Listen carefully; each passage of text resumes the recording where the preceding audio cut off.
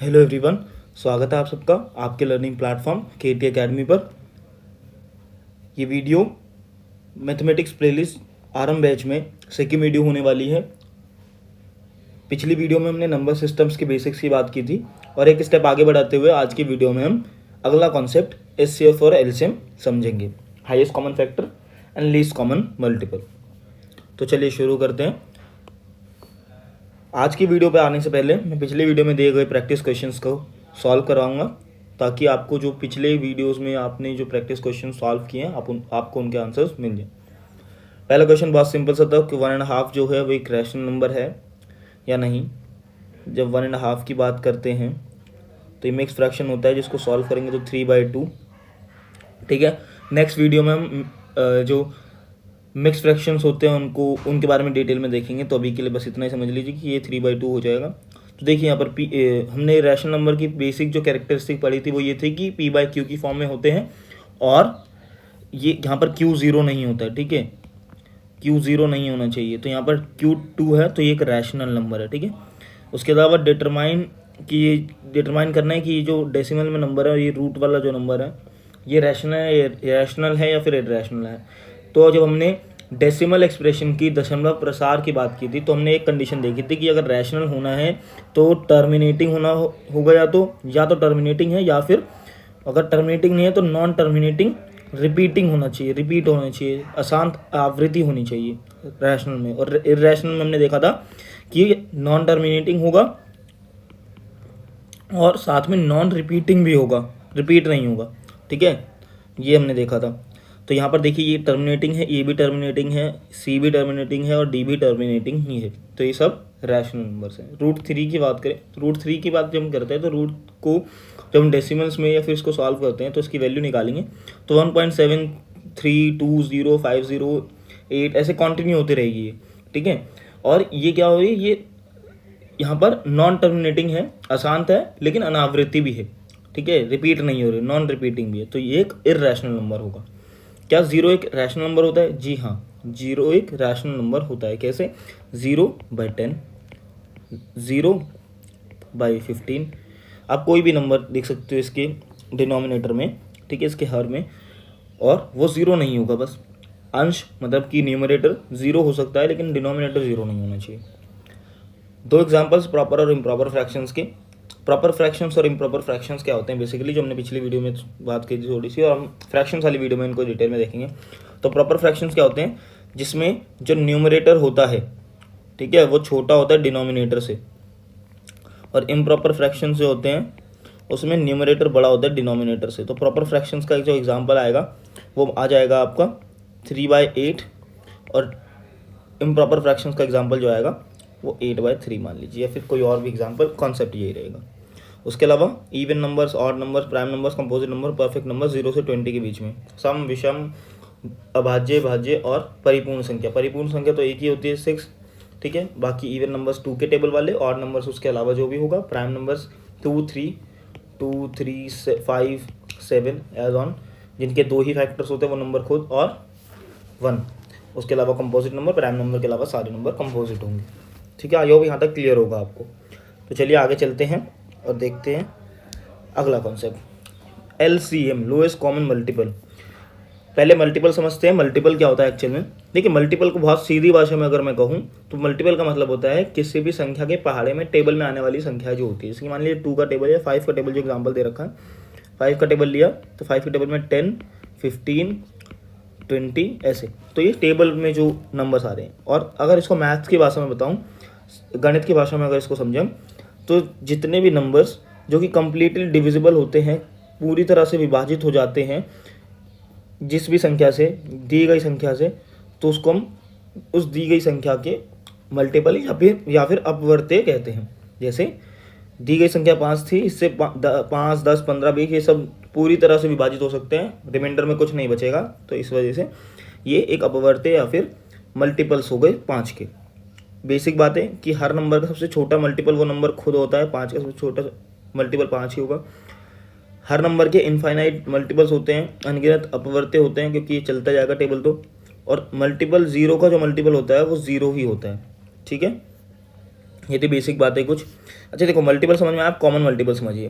देखो मल्टीपल क्या होता है, जब एक ही संख्या की बात हो रही हो, जैसे मैंने 5 की बात करी थी, ऐसे मान लीजिए 2 लिया मैंने और 3 भी लिया, ठीक है। तो 5 के जो मल्टीपल्स आएंगे 5, 10, 15, ऐसे 2 के भी आएंगे 4, 6, 8, 3 के भी आएंगे 6, 9, 12। तो देखो एक ऐसा मल्टीपल आएगा तीनों में जो तीनों में ही होगा, जैसे 30 एक ऐसा मल्टीपल है तो तीनों का ही होगा। ऐसे ही 60 हो गया, 90 हो गया, 120 हो गया। देख रहे हो, ऐसा मल्टीपल जो कंप्लीटली डिविजिबल हो, 2 या 2 से ज़्यादा संख्या हो से, 60, 30 ये सब कुछ, ठीक है। तो ये कॉमन मल्टीपल होते हैं। अब देखो कॉमन मल्टीपल भी समझ में आ गया, तो लीस्ट कॉमन मल्टीपल क्या होता है। देखो एलसीएम मतलब होता है कि देखिए यहाँ पर 2, 3, 5 के मल्टीपल जो थे वो थे 30, 60, 90 एज़ ऑन। लेकिन इनमें से सबसे छोटा कौन सा था, 30। तो 30 क्या हो गया इसका एलसीएम। ये तो हमने अंडरस्टैंडिंग पे देख लिया, इसको हम निकालना भी समझेंगे। उससे पहले मैं आपको एचसीएफ का भी बेसिक कॉन्सेप्ट समझा देता हूँ ताकि उसको हम यूज़ कर सकें। देखिए हाईएस्ट कॉमन फैक्टर, फैक्टर क्या होता है अब ये समझिए पहले। फैक्टर मतलब क्या होता है, the number which completed divides a number, मतलब एक ऐसी संख्या जो किसी भी दूसरी संख्या को पूरी तरह से विभाजित कर दे, पूरी तरह से भाग कर दे। जैसे कि मान लीजिए 12 है, 12 के फैक्टर्स क्या क्या होंगे, 1, 2, 3, 4, 6 और 12 खुद। क्यों? क्योंकि ये वो ऐसी संख्या है जिससे अगर 12 को डिवाइड किया जाएगा तो पूरी तरह से डिवाइड हो जाएंगे, ठीक है। तो ये होता है ये होते हैं फैक्टर्स। अब ध्यान से देखिए एलसीएम कैसे निकालते हैं, ठीक है। एलसीएम देख लेते हैं। देखिए एलसीएम निकालने का जो बेसिक कॉन्सेप्ट होता है वो कैसे होता है उसको समझते हैं। एलसीएम निकालने के हम 2 तरीके देखेंगे, एक प्राइम फैक्टराइजेशन देखेंगे हम,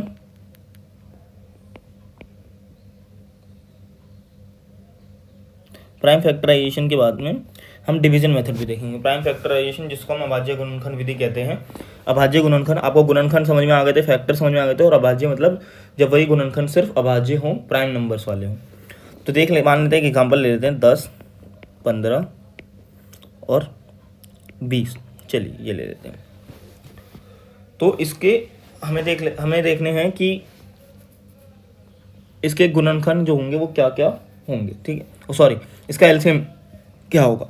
देखिए एलसीएम निकालने की पहली विधि जो होती है जब प्राइम फैक्टराइजेशन, तो क्या करते हैं, हर नंबर के अलग अलग फैक्टर्स निकाल लेते हैं। तो मान लीजिए 10 है, तो 10 के करेंगे तो सबसे छोटी संख्या जिससे भाग हो सकता है 2, और वो प्राइम नंबर भी होना चाहिए।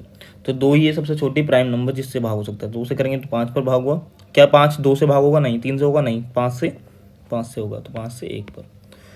दूसरी संख्या लेते हैं 15,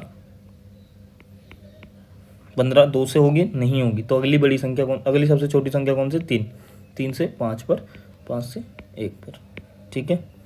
अगला आ जाइए 20,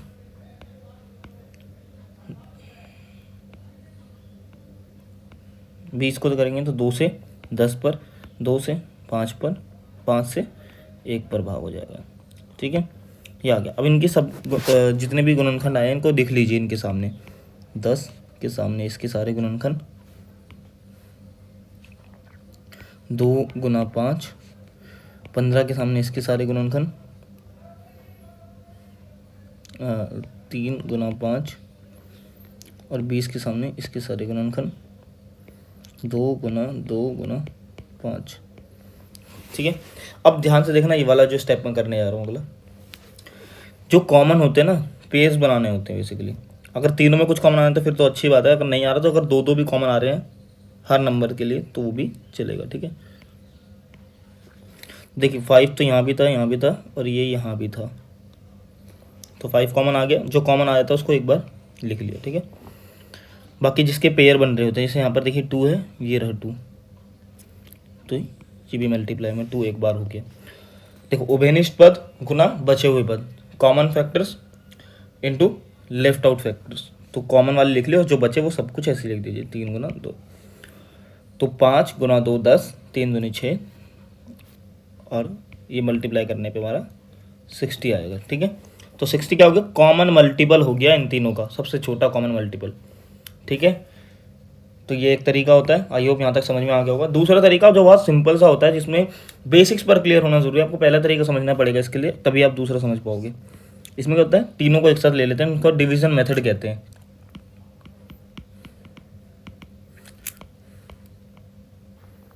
ठीक है, इसमें क्या होता है, तीनों संख्या को एक साथ लिखेंगे। ठीक है, तो सबसे छोटी संख्या जिससे इनमें से कोई भी संख्या पूरी तरह से विभाजित हो सकती है, 2। 2 से 10 कितने में 5 पर 15 नहीं जाएगा। जो नहीं विभाजित होता है उसको ऐसे कैसे लिख देते हैं, और जो विभाजित हो रहा होता है उसको करते हैं। ठीक है, तो अगली बार भी अब फिर 2 से करेंगे। 2 से 5 नहीं जाएगा, 15 नहीं जाएगा, 10 5 पर जाएगा। अगली बार अब देखिए यहाँ पर आपको लगेगा 5 से करना है, लेकिन नहीं, अभी 2 से बड़ी और 5 से छोटी कौन सी संख्या बचती है प्राइम, वो होती है 3। 3 से 5 नहीं जाएगा, तो 5 ऐसी, 15 5 पर जाएगा, 5 ऐसे ही आ जाएगा। अब आएगा 5, क्योंकि 3 और 2 से कुछ भी विभाजित नहीं हो रहा है, तो 1 1 1, जब तक नीचे 1 ना आ जाए आपका रिमाइंडर, तब तक आप ये ऐसे डिवाइड करते रहते हो। ठीक है, अब उसके बाद जो जो फैक्टर्स आते हैं उनको लिख लीजिए। 2 गुना 2 गुना 3 गुना 5, इन सबको आप गुना करोगे तो आपका आंसर आएगा 60। दोनों आंसर सेम। ठीक है, ये होता है एलसीएम निकालने का तरीका। ठीक है, आई होप यहाँ तक एलसीएम क्लियर हो गया होगा। अब आ जाइए अगली चीज़ जो कि होती है एचसीएफ कैसे निकालते हैं। ठीक है, एचसीएफ कैसे निकालते हैं, एचसीएफ बहुत छोटा सा सिंपल सा तरीका होता है। उसके लिए एक ही तरीका होता है जो हमने फैक्टर मेथड देखते हैं। 2 तरीके होते हैं, डिवीजन मेथड भी देखते हैं, लेकिन डिवीजन मेथड थोड़ा सा हम बाद में देखेंगे, जब हम इनका एप्लीकेशन समझ रहे होंगे तब वो अच्छे से क्लियर होगा नेक्स्ट वीडियो में। तो देखिए एचसीएफ निकालने का क्या तरीका होता है, जैसे कि मैं वही सेम एग्जांपल लेता हूँ, 10 15 20। इनका क्या करना होता है, इनके फैक्टर्स निकालने होते हैं। क्योंकि पिछले मैं निकाल चुका हूँ तो ज़्यादा समय ना लेते हुए मैं यहीं लिख दूंगा डायरेक्ट। 10 के फैक्टर 2 गुना 5 आए थे, 15 के 3 गुना 5 आया था, और 20 का 2 गुना 5 आया था। ठीक है, अब देखिए एचसीएफ में क्या होता है, एचसीएफ में पेयर नहीं, मतलब जो तीनों में कॉमन होगा ना सिर्फ वही नोट किया जाता है। ठीक है, जो तीनों में कॉमन होगा। ठीक है, तो यहाँ पर देखिए, यहाँ पर 5 जो है वो तीनों में कॉमन है। ठीक है, तो 5 क्या हो जाएगा, यहाँ पर हमारा एचसीएफ हो जाएगा। ठीक है, एचसीएफ बहुत सिंपल होता है। आई होप यहाँ तक आपको क्लियर होगा। एचसीएफ और एलसीएम दोनों चीज़ें समझ में आ गई होंगी। अगला मेथड जो हमारा डिवीजन मेथड है वो हम बाद में वीडियो में देखेंगे, ताकि आप जब मैं आपको एप्लीकेशन समझा रहा हूँ या एक्चुअल में यूज़ कहाँ होते हैं रियल लाइफ में। ठीक है, तो अब हम देखेंगे। तो आगे आपके लिए क्वेश्चंस हैं। ठीक है, ये प्रैक्टिस क्वेश्चंस हैं, इनको प्रैक्टिस करना ज़रूर, ताकि आपको कॉन्सेप्ट याद रहें, समझ में आ जाए। कोई डाउट हो तो आप मेरे तक ला सकें और मैं उनको अगली वीडियो में रिजॉल्व कर सकूँ। कोई भी डाउट्स हो आप कमेंट सेक्शन में कमेंट कर सकते हो। ठीक है, that's all for today. Thank you guys for watching the video. Like share and subscribe. आप हमें फॉलो कर सकते हैं इंस्टाग्राम पर, टेलीग्राम पर ज़रूर फॉलो करें, ताकि आपको नोट्स, बाकी स्टडी मटेरियल, असाइनमेंट्स सब कुछ आपको अवेलेबल हो सके। उसके अलावा आप फेसबुक पे फॉलो कर सकते हैं हमें, जिससे कि आपको डेली अपडेट्स मिलते रहे। इन सब की लिंक्स आपको डिस्क्रिप्शन में मिल जाएगी।